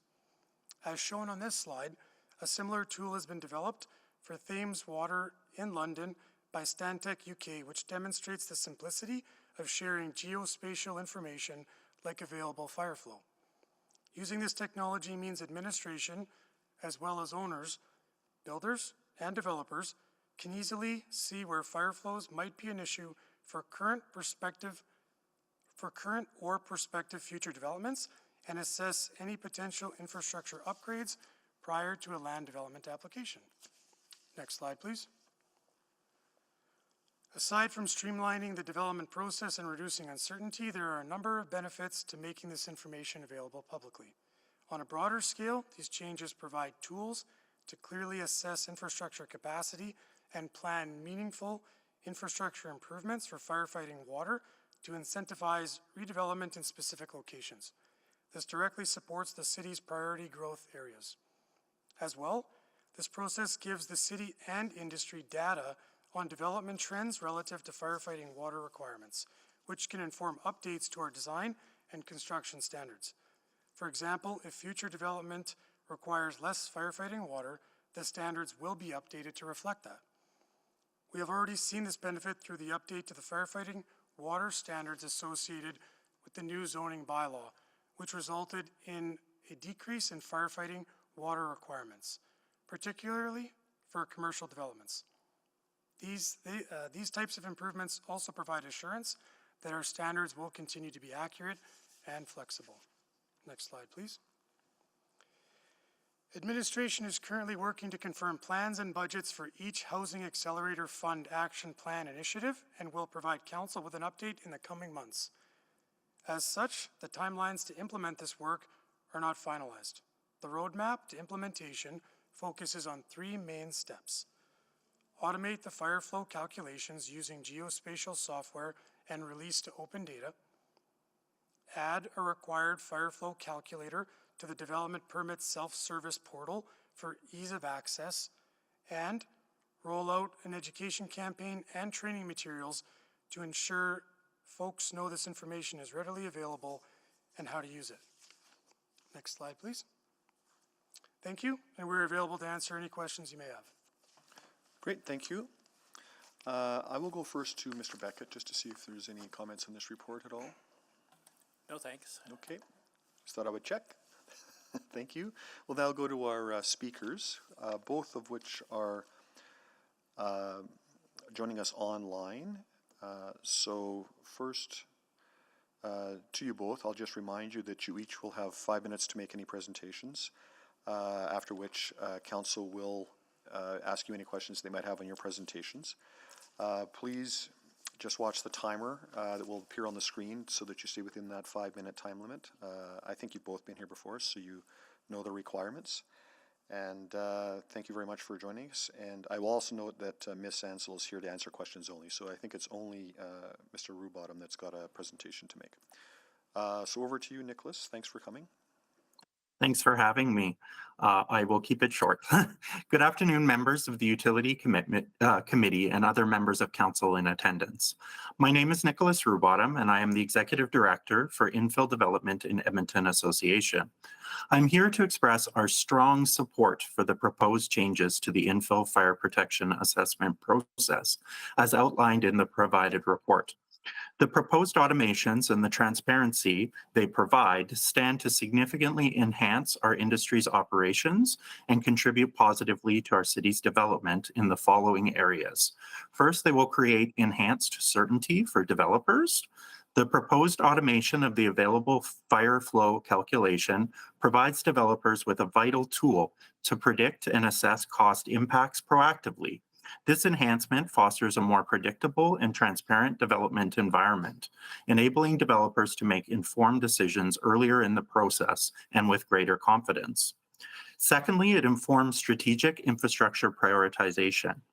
Automation not only addresses current development needs, but also facilitates strategic infrastructure planning for future growth.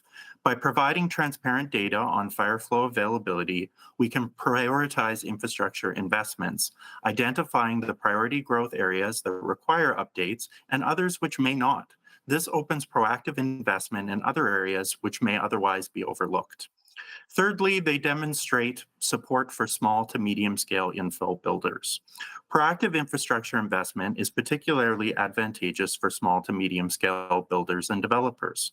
For example, by identifying and addressing infrastructure needs in emerging local nodes early in the process, we create an environment that nurtures their success, fostering innovation and through certainty, enabling projects that otherwise would not have been considered. As part of maximizing the success of this change, we recognize the critical role the education campaign and training materials recommended by city administration. These resources are essential for equipping applicants with the knowledge and skills necessary to navigate the application process effectively. To this end, we encourage early engagement with industry so they might make the most effective use of the window where projects can count towards half funding requirements. As an industry stakeholder group, IDEA is fully committed to supporting these educational initiatives. The proposed changes represent a significant step forward in our collective efforts to streamline processes and remove infrastructure barriers for infill development. By leveraging technology and industry engagement, as administration has thoughtfully done, we bring ourselves one step closer to realizing the vision of City Plan. We would like to specifically acknowledge the considerable efforts of Cameron Bardes and Cale Griswold from Edmonton Fire Rescue in making this initiative a reality. In summary, we call on this committee to endorse these proposed changes and the favorable outcomes that they will surely bring. IDEA thanks the committee for the opportunity to speak today and for its continuous work in realizing a more sustainable and livable city. I'm happy to answer any questions you might have.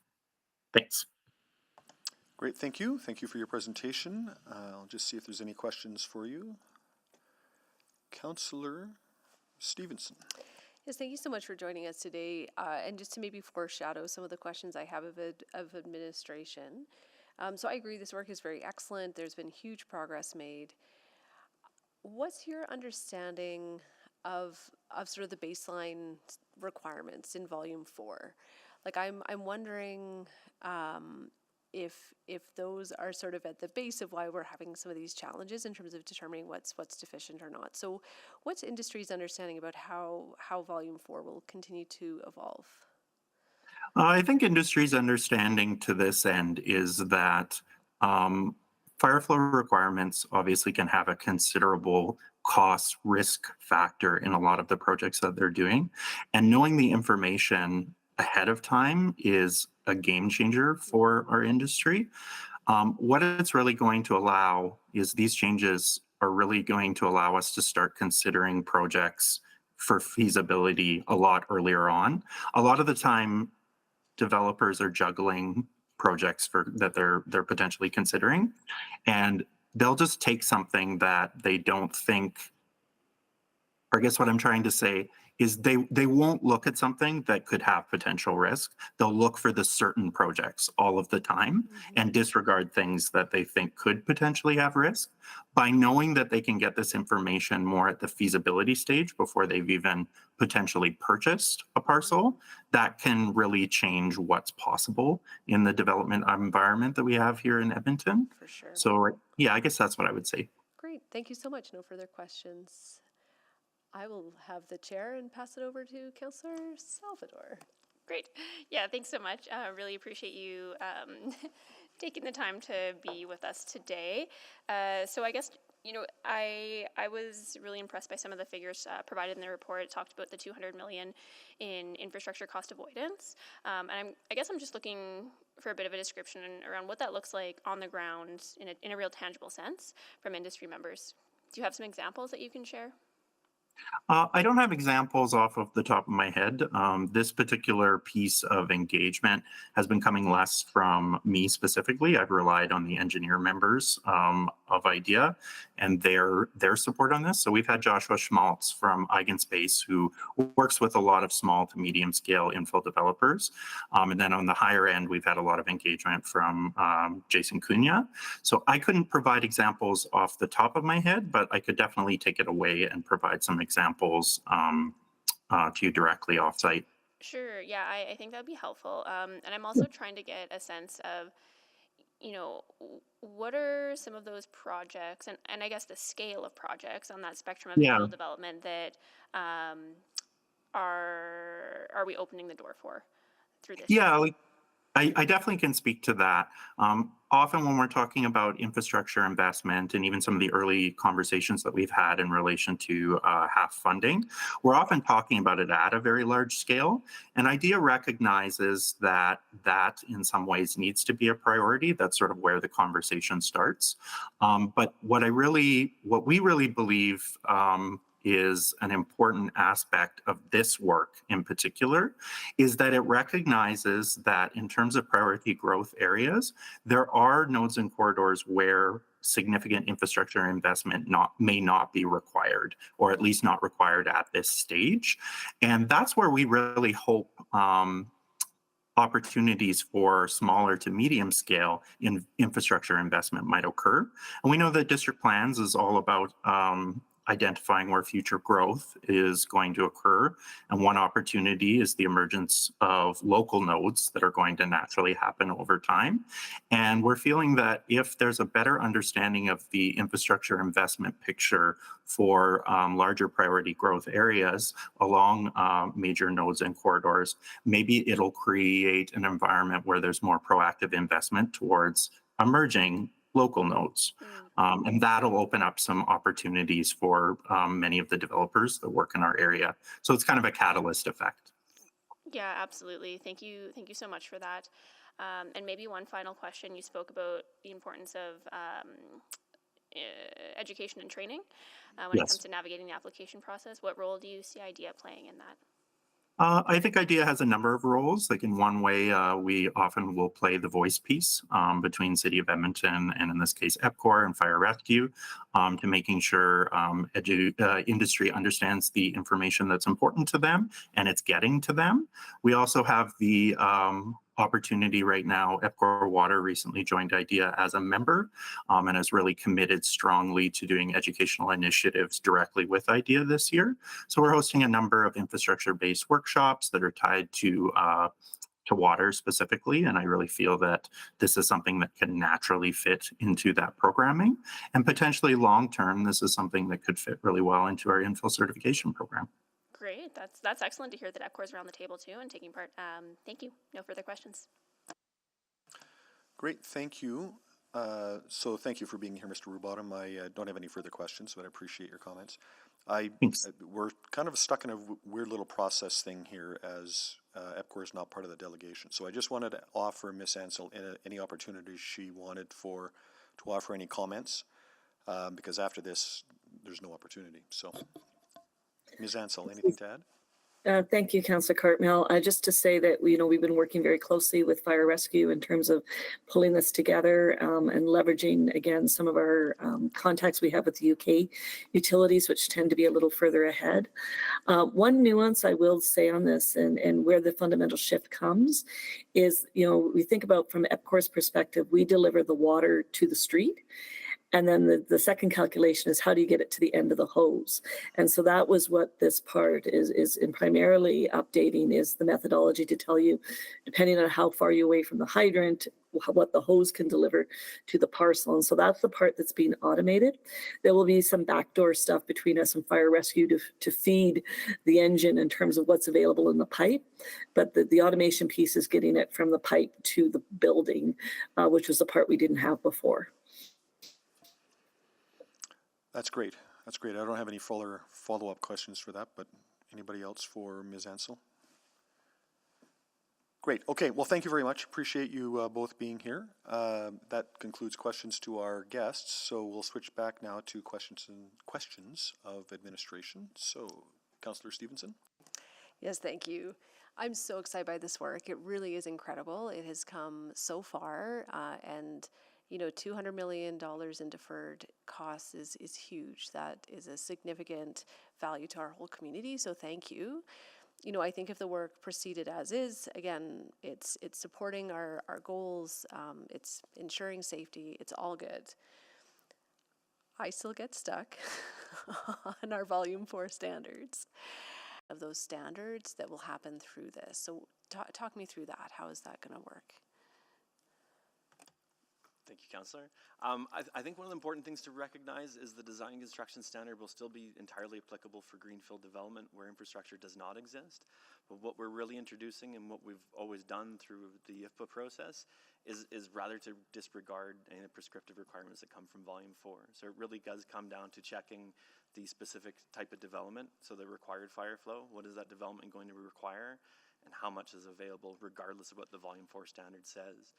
So the Volume 4 standard will absolutely still be used for greenfield development, though it has less applicability where infrastructure already exists. Also the important thing to note is we can update what we, because when we plan for greenfield development, we're not looking at building by building, we're looking at zones, types, topographies of buildings, I guess. So we have to make broad estimates, but we can feed information back. So for example, during the zoning bylaw renewal with the zones that changed, it gave us an opportunity to go back to Volume 4 and use data from IFPA as the analysis we've done to say, you know what, that zone actually doesn't require as much firefighting water as we thought back when it was last reviewed. So we took the opportunity this year with the zoning bylaw renewal to update Volume 4 to make the standards a little leaner, to give the right performance measures so that we're building about what we expect. And we expect that process to continue. In fact, I think it's a major component of this is to make sure we're using data from our applications to inform our standards as we move forward and make sure they're as efficient as they can be. I really appreciate that. And again, it's really exciting work and a great approach. Maybe what I'm struggling with is that we don't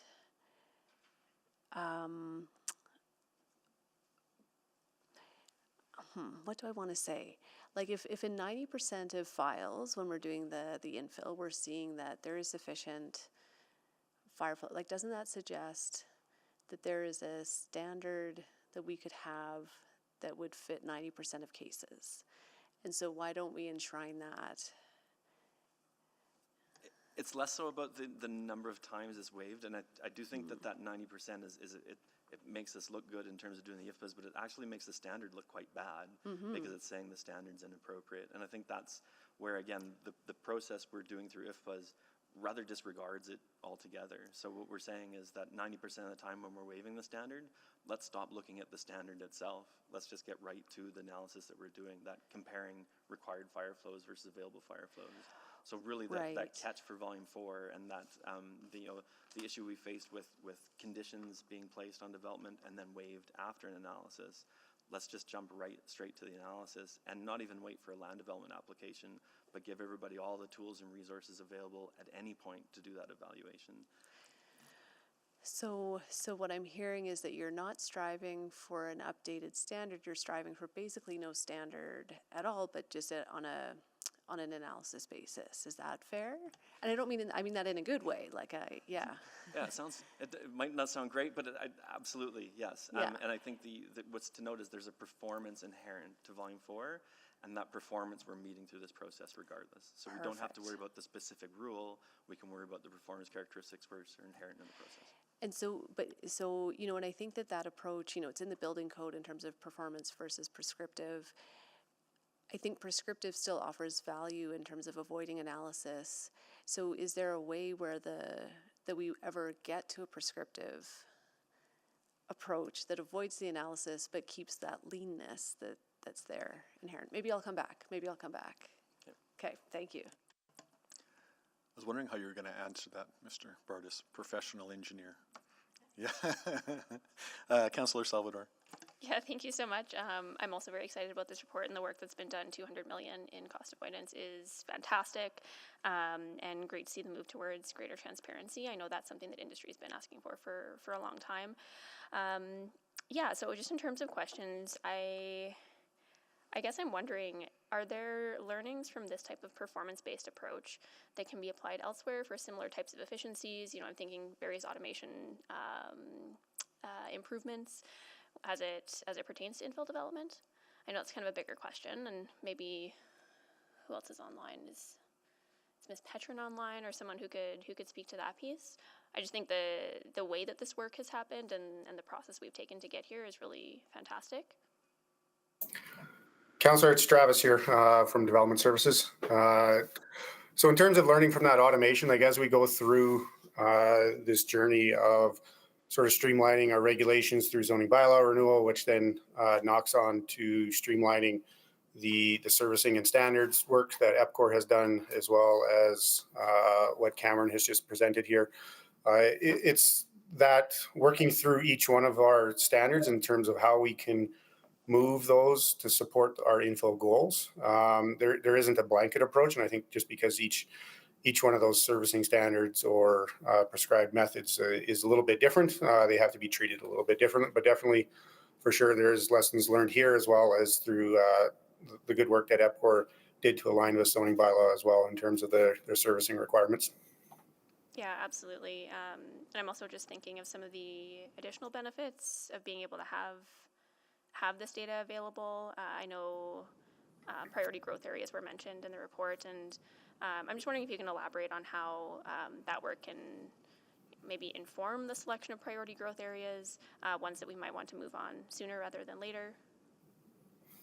So through the priority growth area work, there's a number of infrastructure studies being done to see what type of improvements need to be included to support that work. Some of them, because of these new standard work, is either the effort is lessened or is not there at all, or helps really pinpoint where sort of there's enough capacity to move on the first couple of developments, and then we may need to phase afterwards, just in terms of what those improvements are, but identifying some of those first mover parcels that don't require upgrades that can really help meet the goals of not only our larger infill, but the Housing Accelerator Fund as well, just to really get those permits moving. Yeah, absolutely. Well, really excited to see where that takes us. Thank you so much. Thank you. Councillor Stevenson. Yes, thank you. So just circling back on that, and you know, again, I think this performance-based approach is excellent. It moves us forward. I do still worry that it is still a bit of an additional process that again is significantly streamlined, radically enhanced from what it used to be, but still a step that greenfield development doesn't need to go through, right? Because they do have that prescriptive standard. So can we ever get to that point, or is infill just too variable for us to potentially achieve that? Thanks, Councillor. I think I just want to clarify on the applicability to greenfield. I think it's better to look at a lens of the applicability is when there's infrastructure that exists. So it really does apply to all late stage developments, in the sense that the available fire flow for an area would be available once infrastructure exists, and development should be reflective of what's available for firefighting water. So the volume 4 standard, for example, would apply to greenfield to provide an idea of what infrastructure should be built. But when development eventually does get to build, when you get to development permit application, you'd still be looking at the available fire flow in the area to make sure that what you're developing doesn't exceed those requirements. So what you're going to find is largely trivial. The fire flow is going to be reflective of what the design was at the time, so back to the volume 4, so there shouldn't be problems. But again, we want to have that data and see what people are actually developing in new areas of the city as well. Because if development trends change and let's say requirements for fire flows are decreased, we still want to make sure that we're doing those assessments. And the nature of the assessments are such that the available fire flow is provided as a discrete number, so there's not really complexity in the information that's provided publicly. And the tools for calculating required fire flows are very simple. They're based on the calculators we've developed to date are mostly drop downs. They're surveys that non-technical people can approach as well. So we've really done what we can to make sure that it's approachable for all people at all times. Very cool. And all of this is contributing towards us not overbuilding infrastructure either in infill or greenfield. Absolutely. Excellent. Excellent. Okay, well, thank you so much. I don't have any further questions, but I'll put the motion on the floor that we, I guess, receive for information. Excellent. Yeah, happy to move, and I'll speak to it at the appropriate time. Thank you. Thank you. Anyone to speak? I think that's it with questions. Anyone to speak to the motion? Who wants to go first? Councillor Salvador. Yeah, thank you so much. I'll be brief, but I just want to reiterate my my thanks and gratitude for this work. I think it is so critical and so important towards our larger city plan goals. Trying to level that playing field between infill and greenfield as much as we can is critical. And seeing some of the numbers that were provided in the report around the 200 million in cost avoidance is phenomenal. I think this is a very obvious example of our efforts to reduce red tape and enable projects that otherwise might not have happened or occurred. And of course, there are affordability benefits that come from that as well. I think, the speaker we had from IDEA really illustrated it well. They spoke about moving towards a more predictable development environment that supports enhanced certainty and really removes risk. And I would also say that I'm excited to see how this transparency of data can inform some of our other city plan work related to priority growth areas and infrastructure planning for future growth. So thank you again, and excellent work. Thank you. Councillor Stevenson to close. Yes, thank you. Fire hydrants and fire flows are not, the most engaging topics for many Edmontonians, but they are a passion of mine and something that has been of great interest for many, many years. When I think about when I first became aware of this challenge back in city administration as a planner, and sort of what the conversations were like at that point and where we are now, it is phenomenal. It is transformative, and it is so impactful for our community. I think Councillor Salvador spoke really well to how it benefits our community on so many different levels. When we talk about risk, I think, of course, safety is paramount. We want to ensure that we're, protecting every property in Edmonton. But there's also a more insidious risk around overbuilding infrastructure. It comes at huge costs. It can stop projects. That's I think the more likely risk as well with the previous regime we had. So just wanted to extend my deep gratitude and thanks for the teams for all you've done over many years to get us to this point. It's very exciting to see it move forward. Couldn't be more excited, and very excited too, just like the iterative process that this will allow us to have to continuously right size our standards. It's great. So thank you. That's it. Great, thank you. Please vote.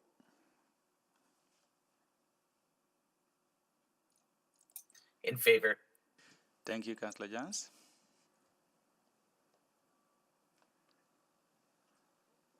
I'm a yes. Thank you, Councillor Stevenson. We have all the votes. Please display the vote. And that is carried. That completes the items in front of us and takes us to notices of motion and motions without customary notice. I have a notice of motion. I'm not aware of any others. So I'm just putting this in the chat. And so at the May 14th City Council meeting, I will move that Administration 1 reduce the scope and area of the Blatchford Energy Utility to the current footprint, loosely stages 1 to 5, Blatchford Market and Civic Plaza areas. 2, reduce the area of the application of current Blatchford policies to the above reduced footprint of the Blatchford Energy Utility. 3, offer all remaining Blatchford land to private sector developers on a competitive basis to be developed in a manner similar to greenfield and large infill developments, including all current density and growth management policies that apply to such development, including the EMRB Regional Growth Plan and the City Plan. And 4, provide an updated analysis on the potential revenue that would be generated for the City of Edmonton from the aforementioned actions. Don't see any other notices of motion or motions without customary notice.